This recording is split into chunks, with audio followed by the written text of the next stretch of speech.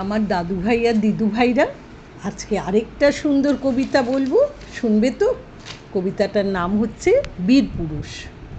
মনে করো যেন বিদেশ ঘুরে মাকে নিয়ে যাচ্ছি অনেক দূরে। তুমি যাচ্ছ পালকিতে মা চড়ে, দরজা দুটো একটুকু ফাঁক করে। আমি যাচ্ছি রাঙা ঘোড়ার পরে, টকবগিয়ে তোমার পাশে পাশে।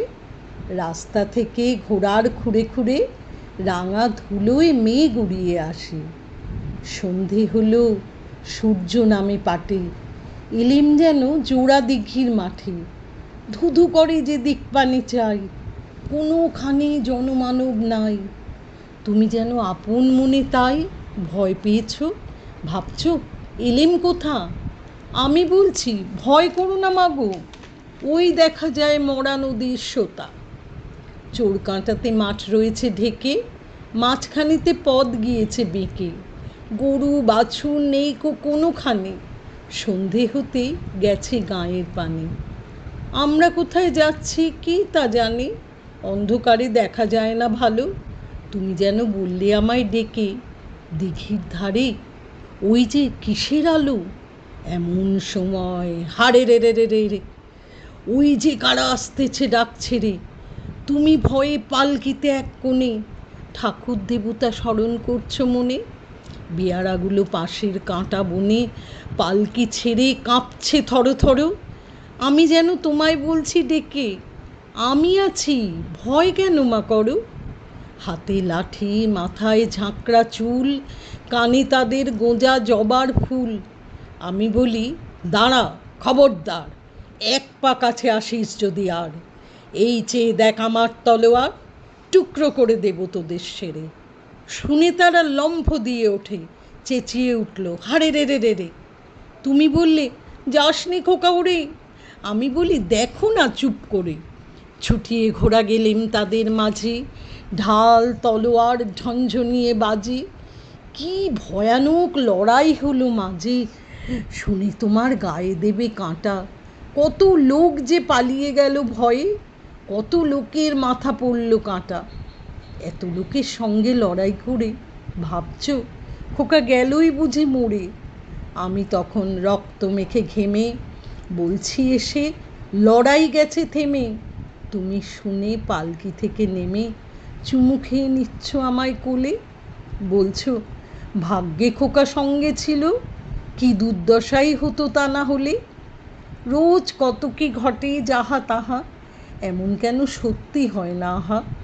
ঠিক যেন এক গল্প হতো তবে, শুনতো যারা অবাক হতো সবে। দাদা বলতো কেমন করে হবে, খোকার গায়ে এত কি জোর আছে। পাড়ার লোকে সবাই বলতো শুনে, ভাগ্যে খোকা ছিল মায়ের কাছে। দেখেছো তো খোকার কীরকম শক্তি, খোকা কিরম বীরপুরুষ বলো।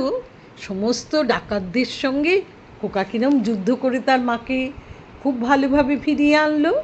তোমরাও তো খোকার মতোই বীরপুরুষ না গো? তোমরাও তো ওই রকমই বড় বড়। হ্যাঁ, তোমরাও খুব ভালোভাবে তোমাদের মাকে কোনো কিছু হলে আগলে রাখতে পারবে। তোমাদের আমি এখন একটা ছড়া বলবো, যে ছড়াটা তোমাদের দাদু দিদা ঠাকমা ঠাকুরদা সবাই জানে, এমনকি তোমাদের বাবা মাও হয়তো জানেন। এটা ছোটোবেলায় আমাদের 1 2 3 4 এসব গোনার এই কাজেটা, এই ছড়াটাকে ব্যবহার করা হতো। শোনো তো, ছড়াটা বেশ ভালো, শুনে নাও। হারাধনের 10টি ছেলে ঘোরে পাড়াময়, একটি কোথায় হারিয়ে গেল রইল বাকি 9। হারাধনের 9টি ছেলে কাটতে গেল কাঠ, একটি কেটে 2খান হলো রইল বাকি 8।